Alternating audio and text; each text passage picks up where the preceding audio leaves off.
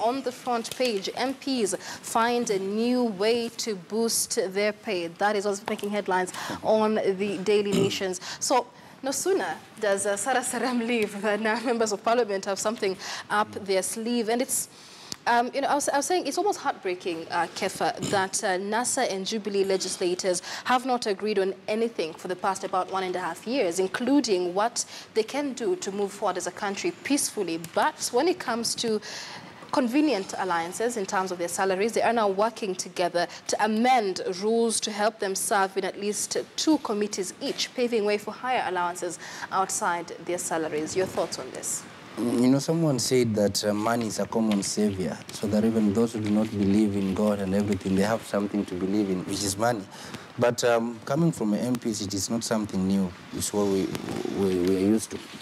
And what they have done, because they realized that the SRC was so strict and that there were no the initial allowances they had, like the car, you know, the fuel allowance, the mileage allowance, all those, they were reduced to a certain level, and they felt that now SRC, being the tough commission we know, had curbed this. Now the only ways they had to look for internal mechanisms that can make them now also survive, thrive, to increase the funds, and that's why you see them now amending the standing orders to ensure that you can even be in 3 committees at the same time, so that you're paid in one committee, the other committee, and third committee. Initially, the standing orders require you to be in one committee. You cannot be shifting to a different. Now they're amending that to be even in 3 or more committees, so that you will get your pay, the DM from every committee you get, and that maybe for them makes them happy. Right, and that, according to Aiden Dwale, will be the first order of business when they finally convene. But Minority Leader John Mbadi here from the opposition says that with the numbers they have, with only 349 members, then they need a member in at least 2 committees. But looking at this politically, are we seeing the opposition speaking from both sides of the mouth? Because on one hand, they do not recognize the legitimacy of President Uhuru Kenyatta and the government that he forms, but here they are championing for their members to be part of 1 or more committee under the leadership of President Uhuru Kenyatta. Are we seeing a double speak here, considering they do not want to be in the committee for vetting cabinet secretaries? Definitely, what I see is that you now get to realize the people were elected as members of parliament, and the public also have opportunity to know exactly what is it that really entices people to be in parliament. It's not making laws, it's self-enrichment.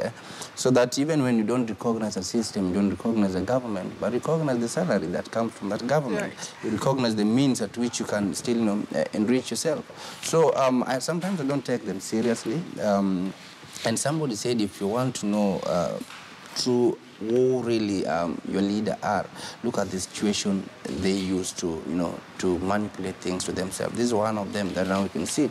So for us to tell Kenyans that you don't recognize the government and its package and all the implementation of their policies, but now you recognize the funds that they do locate to you, it doesn't make sense. But we know this is a bill they are going to pass. We know this is not going, and Kenyans will be watching today. This is going unopposed, and it will survive for them. Right, and of course we've seen this. It's not the first time we're seeing this from our members of parliament. But let's move on to page 6 there.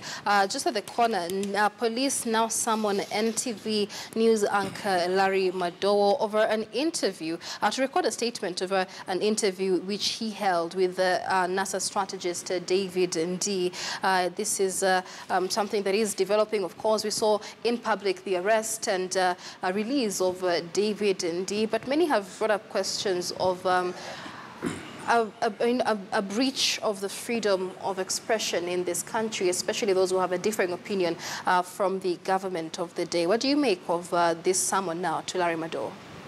You see, Michelle, we have a trend that is worrying in this country, and we need to be very much careful that express articles of the Constitution are being violated day in, day out by the same government and the same institution that took an oath to protect that Constitution.